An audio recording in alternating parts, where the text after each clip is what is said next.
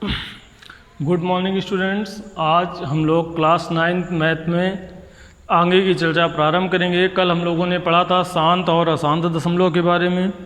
शांत दशमलव हमने बताया था वे दशमलव होते हैं जिनमें दशमलवांश का अंत हो जाता है, अर्थात कुछ पदों के बाद, कुछ संख्याओं के बाद, 2 या 3 अंकों के बाद दशमलव 4 अंकों के बाद समाप्त हो जाता है, तो वो क्या कहलाते हैं? शांत दशमलव कहलाते हैं। और जिनका दशमलव अंक समाप्त नहीं होता है उनको कहते हैं अशांत दशमलव। अब शांत और अशांत दशमलव के बाद अशांत दशमलव के प्रकार बताए गए थे आपको। अशांत दशमलव 2 प्रकार के होते हैं, आवर्ती अशांत और अनावर्ती अशांत। आवर्ती और अनावर्ती के पश्चात अब हम लोग पहुंचते हैं एक्सरसाइज 1B में। हम प्रारंभ करेंगे एक्सरसाइज 1B। तो जब एक्सरसाइज 1B की बात करते हैं तो एक्सरसाइज 1B में कह रहा है बिना भाजन की क्रिया को बताए निम्नलिखित में से कौन सी परिमेय संख्याएं शांत दशमलव के रूप में निरूपित की जा सकती हैं। तो बिना भाग दिए, भाग देने के अतिरिक्त बिना भाग दिए हमको बताना है कौन कौन सी संख्याएं ऐसी हैं जिनको हम शांत दशमलव के रूप में निरूपित कर सकते हैं। तो सबसे पहली जो संख्या दी गई है वो है 5/32। तो जब 5/32 की बात करते हैं तो कल हमने बताया था आपको कि जब किसी दशमलव संख्या को हमें पता करना हो ये शांत दशमलव का निरूपण करेगी या नहीं करेगी, तो शांत दशमलव को निरूपित करने या शांत दशमलव को निरूपित नहीं करने की पता इस बात से चलता है कि अगर इसके हर के गुणनखंड 2 या 5 या 2 और 5 दोनों हैं तो ये शांत दशमलव होगा। अगर इसके अतिरिक्त कोई भी अन्य संख्या आ जाएगी तो वो क्या निरूपित करेगा? अशांत दशमलव को निरूपित करेगा। तो हम 32 के गुणनखंड कर दें। 32 के गुणनखंड क्या होते हैं? 2 दूनी 4 दूनी 8 दूनी 16 दूनी 32। तो ये क्या होता है? 2 की घात 5। 32 बराबर होता है 2 की घात 5, यानी कि 5 बटे कितना आ जाएगा? 2 की घात 5। तो इसके दशमलव में इसकी भिन्न में केवल और केवल क्या आया है? 2 आया है, इसलिए ये क्या हो जाएगा? शांत दशमलव। ये क्या कहलाएगा? शांत दशमलव कहलाएगा। नेक्स्ट सेकंड को भी इसी तरह से कर सकते हैं। सेकंड में कहा गया है 11/24। तो जब 11/24 की बात की जाएगी, 11/24 की बात करेंगे तो 24 के गुणनखंड क्या होते हैं? 8 तिरका 24, यानी कि 2 की घात 3 गुणा 3। तो ये क्या आ जाएगा? 11/2 की घात 3 गुणा 3। तो यहाँ पर ये क्या आ गया? 3। तो अगर 3 आ गया तो ये दशमलव कैसा हो जाएगा? अशांत दशमलव। तो इस तरह से अन्य जो भी एग्जाम्पल या जो क्वेश्चन दिए गए हैं उनको आप चेक कर सकते हैं। अगर गुणनखंड करने पर 2 आ जाए, 5 आ जाए, 2 और 5 के अतिरिक्त और कोई भी संख्या, जैसे इसमें 3 आ गया तो अशांत है, 7 आ जाता तो अशांत है, 9 आ जाता तो अशांत है, कोई भी संख्या आ जाती है अगर, तो वो क्या हो जाएगा? अशांत दशमलव निरूपित होगा। तो इस तरह से हम ये अशांत दशमलव को देख सकते हैं, शांत या अशांत। तो नेक्स्ट अब बात करते हैं क्वेश्चन नंबर 2 में। तो क्वेश्चन नंबर 2 में जब हम पहुंचते हैं तो उसमें कहा गया है निम्नलिखित में से प्रत्येक को दशमलव रूप में बदलिए। तो कुछ संख्याएं दी गई हैं, उन संख्याओं को दशमलव रूप में व्यक्त करना है। तो दशमलव रूप में व्यक्त करने में कुछ नहीं करना है, भाग दे देना है आपको। क्वेश्चन नंबर 2 का फर्स्ट है, एक सवाल दिया गया है 5/8, यानी कि 8 का भाग आपको किस में दे देना है? 5 में। तो जब आप 8 का भाग 5 में देंगे तो हम जानते हैं 5 छोटा है, 8 बड़ा है, भाग नहीं जाएगा। तो शून्य लगाने के बाद हम दशमलव लगाएंगे। दशमलव लगाएंगे तो ये 5 से बढ़कर क्या हो जाएगा? 50 हो जाएगा। अब 8 का भाग जब 50 में देंगे तो ये 6 बार चला जाएगा, 48 आ जाएगा, 2 आ गया शेष। अब 0 फिर 1 बढ़ जाएगा चूँकि दशमलव लगा हुआ है, 20 हो गया। तो 8 दूनी 16, 4 बचेगा, फिर दशमलव चूँकि लगा हुआ है तो 40 हो जाएगा और ये 5 बार चला जाएगा, कितना आ जाएगा? 40। तो शेष फल हमारा क्या हो गया? 0। तो जो आपका 5/8 दिया हुआ था वो बराबर हो गया 0.625। इसी तरह से क्वेश्चन नंबर 2 के शेष सवालों को लगाना है। अगला सवाल दिया है 9/16, उसके बाद दिया है 7/25, 11/24, 2 सही 5/12। इन सभी सवालों को आपको करना है। जैसे लास्ट में दिया गया है 2 सही 5/12, तो इसको 12 दूनी 24 और 5 क्या लिख देंगे 27/12 और 12 का भाग दे देंगे। 12 का भाग किस में 27 में। जो भी आएगा उसको आप हल कर लेंगे, वो इसका क्या हो जाएगा शांत दशमलव या दशमलव में निरूपण हो जाएगा। तो ये बात हो गई क्वेश्चन नंबर 2 की। समझ में आ गया होगा, कुछ नहीं करना है, छोटी कक्षाओं में पढ़ते हैं हम, भाग देना, उसी को चर्चा को आगे बढ़ाना है। नेक्स्ट हम बात करते हैं इसके बाद क्वेश्चन नंबर 3 की। तो प्रश्न संख्या 3 पर जब हम पहुंचते हैं तो प्रश्न संख्या 3 आपसे कह रहा है निम्नलिखित में से प्रत्येक को सरलतम भिन्न के रूप में बदलिए। तो प्रत्येक संख्या जो दी गई है उसको सरलतम भिन्न के रूप में, अभी क्या था भिन्न को दशमलव के रूप में बदला था, अब दशमलव संख्या दी गई है उसको भिन्न के रूप में बदलना है। तो सबसे पहले दिया गया है 0.3 बार। तो क्वेश्चन 3 का फर्स्ट है 0.33 के ऊपर क्या लगा हुआ है, ये जो लाइन खींची हुई है इसको पढ़ते हैं बार। तो इसका तात्पर्य ये है कि ये लिखा हुआ है 0.333333, ये आवृत्ति हो रही है किसकी 3 की। तो इस संख्या में क्या करें, इनको इस तरह की जो संख्याएं हैं इनको जब हम आवर्ती दशमलव को भिन्न रूप में बदलते हैं तो सबसे पहले मान लेते हैं माना कि x बराबर 0.3333 डॉट डॉट, ये है आपका समीकरण नंबर फर्स्ट। फिर अब हम ये देखते हैं कि हमारा जो बार है वो कितने अंकों पे लगा है। अगर 1 अंक पे लगा है तो आप समीकरण में 10 से गुणा कर दें, अगर 2 अंकों में लगा है तो समीकरण में 100 से गुणा कर दें। यानी कि जितने अंक पे बार लगा होगा उतने जीरो के साथ 1 से गुणा करना है। तो दोनों पक्षों में 10 से गुणा करने पर, दोनों पक्षों में 10 से गुणा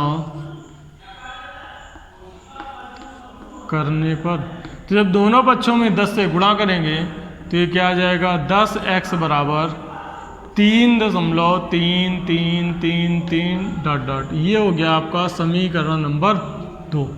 समीकरण 2 में समीकरण 1 को घटाने पर, समीकरण 2 में समीकरण 1 को घटाने पर, तो समीकरण 2 क्या थे 10x बराबर 3.3333 और समीकरण 1 है x बराबर 0.3333। इसको घटा दें तो जब आप घटाएंगे तो ये भी माइनस का हो जाएगा, ये भी माइनस का, 10 में x चला गया तो ये बचेगा 9x और ये बचेगा कितना 3.000 डॉट डॉट जब। तो क्या आ जाएगा 9x बराबर आ गया 3,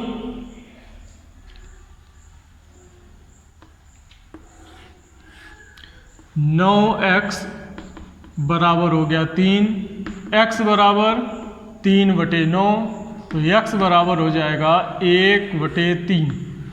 तो 0.3 बार जो था उसका आंसर क्या आएगा 1/3। तो ये जो संख्या है 0.3 बार, इसका दशमलव निरूपण का परिमेय संख्या जो बनेगी या भिन्न रूप जो बनेगा सरलतम, वो क्या बनेगा 1/3।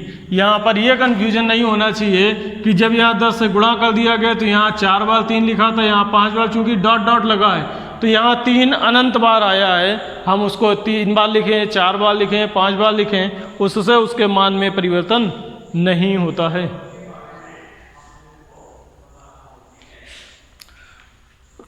इसको सभी लोग नोट कर लें। उम्मीद है कि सभी को ये बात समझ में आ गई होगी।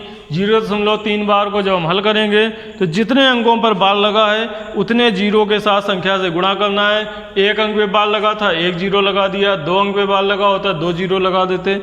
उससे गुणा करके दोनों समीकरणों को आपस में घटाने पर और x का मान निकाल देंगे। जो आपका x का मान आएगा वही क्या कहलाएगा, सरलतम भिन्न का रूप कहलाएगा। अब इसमें एक सवाल हम लोग देख लेते हैं जिसमें 2 अंकों को दिया गया हो, उसकी चर्चा करते हैं। तो क्वेश्चन नंबर 3 में आगे की जब हम चर्चा करते हैं तो अगला एक सवाल दिया गया है 1.3 बार, तो वो तो इसी तरह से लग जाएगा 1.3 का बार जो दिया हुआ है। नेक्स्ट जो है 0.34 बार और चौथा सवाल दिया गया है 3.14 बार। तो हम लोग अब अगला सवाल करते हैं, सवाल नंबर 4, जिससे सारी चीज़ें क्लियर हो जाएंगी। जहां x बराबर दिया गया है 3.14 बार। तो यहाँ 2 संख्याओं के ऊपर बार लगा है, 1 के ऊपर और 4 के ऊपर। तो जब 2 संख्याओं के ऊपर बार लगा है तो हम इसको क्या लिख सकते हैं, x बराबर 3.1414 इस तरह से इसको लिखा जा सकता है। तो इसको हम मान लेंगे समीकरण नंबर 1। अब हमने चूंकि बताया कि जितने अंकों पर बार लगा होता है उतने जीरो के साथ गुणा करते हैं। तो दोनों पक्षों में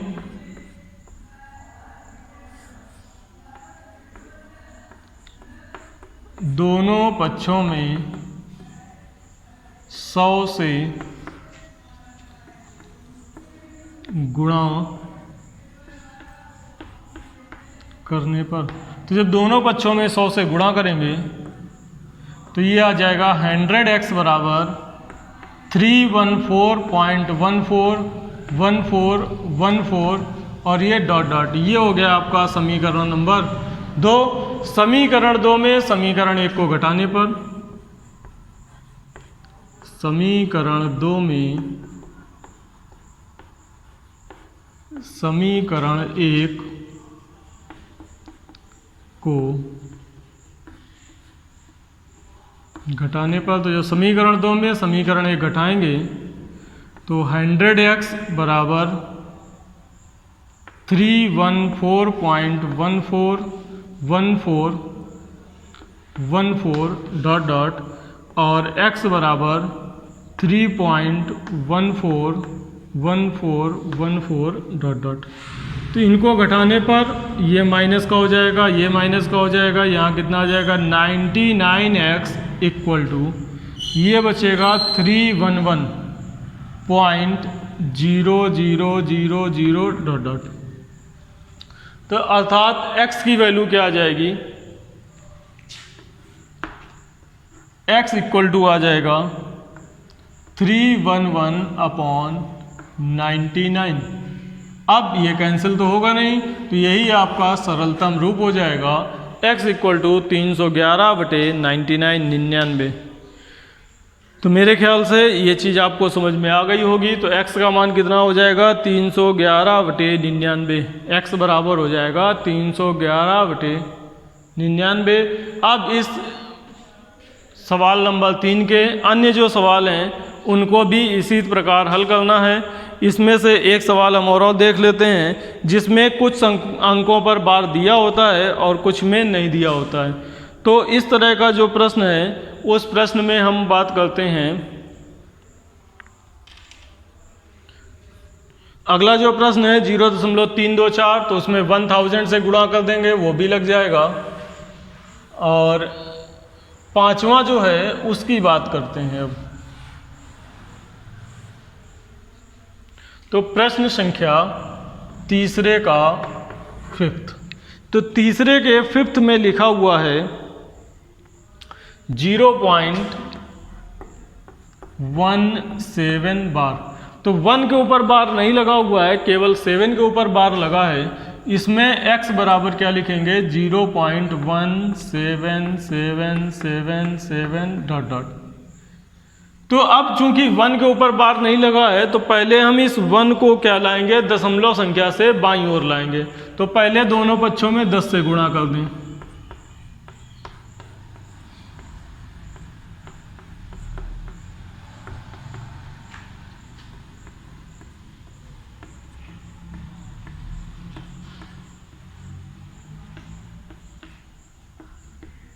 तो जब 10 से गुणा करेंगे तो क्या आ जाएगा, 10x बराबर 1.7777 डॉट डॉट। ये हो गया आपका समीकरण 2, ये था समीकरण 1।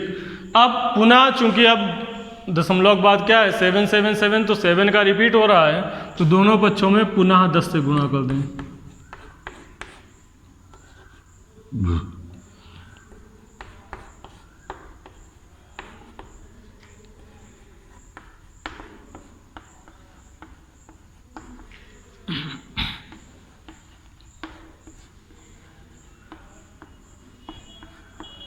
तो जब दोनों पक्षों में पुनः 10 से गुणा करेंगे तो आप 10x में 10 का गुणा होगा तो 100x बराबर 17.7777।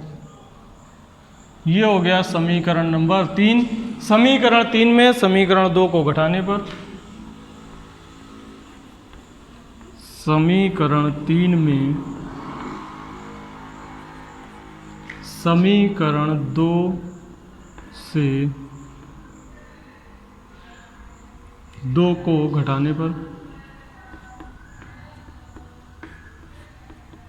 तो जब समीकरण 3 में समीकरण 2 को घटाएंगे तो क्या आएगा, 100x बराबर 17.7777 डॉट डॉट, और ये आ जाएगा 10x बराबर 1.7777 डॉट डॉट।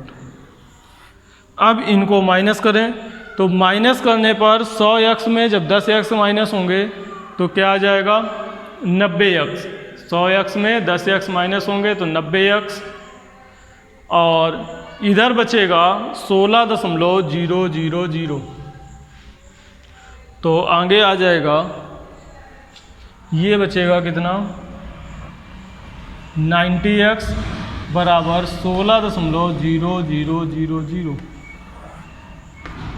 यानी कि इसको क्या लिख सकते हैं, x बराबर 16/90, 2 से इसको कैंसिल कर दें तो ये आ जाएगा 8/45। तो इसका आंसर हो जाएगा x बराबर 8/45। अब हम लोग अपनी विषय वस्तु में इन संख्या एक्सरसाइज 1B के क्वेश्चन नंबर 3 तक कंप्लीट करेंगे। क्वेश्चन नंबर 4 में सत्य असत्य छांटना है, इसको सभी लोग कर लेंगे, सारी बातें बताई जा चुकी हैं। और क्वेश्चन नंबर 5 में क्या करना है, 1/17 में दशमलव का प्रसार, तो 1 में 17 से भाग देना है। क्या करना है, क्वेश्चन नंबर 5 में 17 का भाग देना है 1 में। तब तक देते जाना है जब तक दोबारा से वही संख्या ना आ जाए जो पहली बार में आई थी। तो इसको आप होमवर्क में कर लेंगे। तो क्वेश्चन नंबर 5 तक सभी सवालों को हल कर लेना है एक्सरसाइज 1B में। आगे की चर्चा हम लोग अगली क्लास में प्रारंभ करते हैं।